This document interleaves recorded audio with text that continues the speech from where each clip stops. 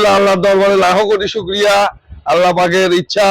ধুনট উপজেলা যুব দলের নবনির্বাচিত কমিটিকে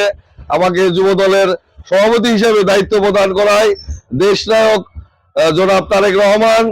বিএনপির চেয়ারপারসন এবং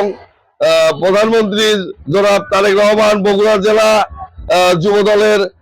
সংগ্রামী সভাপতি জাহাঙ্গীর আলম, সাধারণ সম্পাদক আবু হাসান, ধুনট শেরপুর এলাকার বারবার নির্বাচিত জাতীয় সংসদ সদস্য আলহাজ গোলাম মোহাম্মদ সিরাজ সাহেব সহ সকল আমার ধুনট যুব দল এবং সকল